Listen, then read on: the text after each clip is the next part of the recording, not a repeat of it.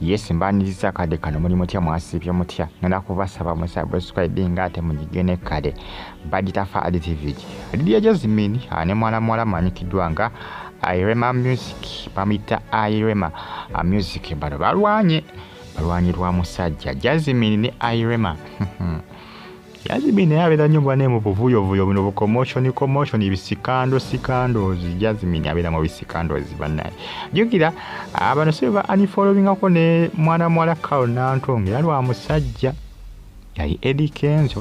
yagamba nti mu bakazi mwenze kamba veo kanefuni omukyala wanka mulangire sanga akunteekako pressures zammwe Pawola bali mu oyinza gaba basajja bagwayo tipo yoyo ngolengera wayambadde obugaga wamita tipo yayesa obuzibu wakati bwa Jazmine kosa ne Embeera Music mwana weesalize embala mu West nga olaba ne tipo baveyo mu West munange zo message Jazmine nga aweereza tipo nga amugamba naye nga sikulaba tipo nga tonnatuuka babadde nombalala mwana Embeera yagudde mu message Jazmine nga aweereza tipo message nga amulinze mu hotelo embalala ne voice call nga amukubira nkugambye kino kikambwe naye ate obudde bundaga zabadde ssaawa 11 za kumakya hotelo no yemba babadde embalala eyo ndowooza babadde embalala eyo oba audios oba message zalinkinze zitya Embeera nazifuna akati munnange Embeera titalumbye Jazmine amuyisa amawe empina ebeesawula sabula mukabwapo era obu video nti wabujja kulinkinga essaawa eno tujja kuba tugufuna ensonga za musajja Jazmine be unfollowingako ne Carol Nantongo era byava ku musajja abeera nnyo mu scandals ebya musajja kyobula gundi Eddie Kenzo yagamba nti bannange esijja kusobola bivuyo byammwe unfollowing oba mwekuba nno omukazi wange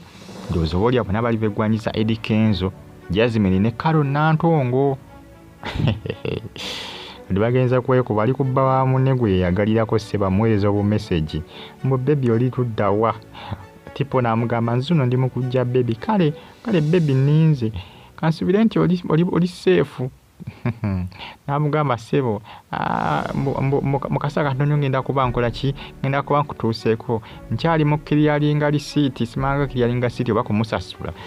kanebake kansubire nti wera ojjukira hotelo namba awo no gundi yaweereza Jazmine no namuddamu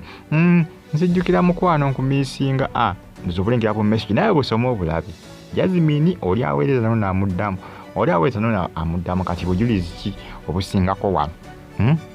message za linkings kana akawala kazifunye message ka Embeera nikazikolengera mu kifaananyi nikazitimba ku social media tipo yoyo alwanya abakyala n'okwesikinvi n'okwekuba Jazmine babadde munaye beedeetinga mukukutu ne tipo ow'embalala munange bye bitambula kadde kano ku social media bagitafa additive Embeera yoyo ye girlfriend wa tipo bonabe embalala ba mu West eyo kugambye kibadde olwayo kibadde kikambwe kubadde kwesa bulampi nabikonde nakwesika nvuiri mwongera kubanga mugifollowinga n'okubanga mwasubscribinga ne munyigane kade ne bagitafa additive nkugamba nti sigala ng'ogyekumiddeko updates simba nazo munange byebyo nsonga ya musajja batusana okwekuba obutambi tukyabunonya tulabe naye nja kuba mufuna obutambi tujja kubufuna tebanakubanga babuta naye bujja kufuluma messages ezakafuluma kuba nti obutambi babadde babulikodinze era ababukoze ki ababutadde ababupostinze ku social media tujja kubufuna lutalo lwa musajja tipo aletedde Jazmine obuzibu akawala buli kyose bukabeekengera oba message kazifunye katya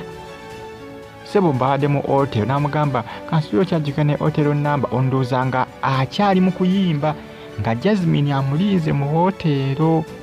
bukikano budde ne bwakumakya ndabanga ssaawa mmeka ndabanga essaawa emmeka ndabanga ssaawa 11 ez'okumakya 11 ez'okumakya babali ndoza bava performing ey'embalala gundi endoza yabadde ndowooza oba alina gye yabadde asembye okuyimba tipo ne bateesa okwesisinkana mu ki okwesisinkana ndowooza mu oteero baba kamuguddemu leero kikamukoze kikabuka. Jazmine agamba nti agenda kalipootinga ku poliisi tuyinze tulabe nti lwaki nti amwataakinze amulumbe kati poliisi egenda gwoza etya guno mazima ddala. Munange byebyo bimu ku ebyo nsonga za musajja manje bagamba mbu abasajja babbula ndowooza olengerawo Jazmine tippawo ng'amukutte olukwata ng'amunywezezza ndowooza balengera omukazi wattu ayirema ng'agamba naye mukazi gwe lwaki weetega bba wange. Ndowooza Jazmine lwakuba asinga ayirema efiga kyava ayagala okumutwalako omusajja we omanyi ayirema si yali awo nti alina figa ennungi. Ogera okubanga mugifollowinga mu subscribinga ate munyige ne kada abali Canada mu Toronto mbatumiddeko bimesagi ndowooza obirengera nga babimuweereza kumakya nno kumakya kubanga ndaba ssaawa 11 message kandabe za November nga 17 message zino ekitegeeza wayiseewo kaakabanga butyanga ba meetinga message kyezikole ki zirinkinge kiraga message ezo bazisindikira ku makya bwali budde bwa ku makya oba oli awo ndowooza gundi yali alina gye yakedde okubanga akiri alinga lisitiza oba okumusasula tipo ne bateesa okwesisinkana. Nange byebyo bimuku ebitrending akadde kano ku mitimbagano egya social media mbagala nnyo mwina era mbeebaza ne bagamba nti muli b'amaanyi okubanga munfollowinga bagita Fadi TV comment section bw'eri awo oba kabontera mu comment section tosigale nga ogifollowinga mbebulungi.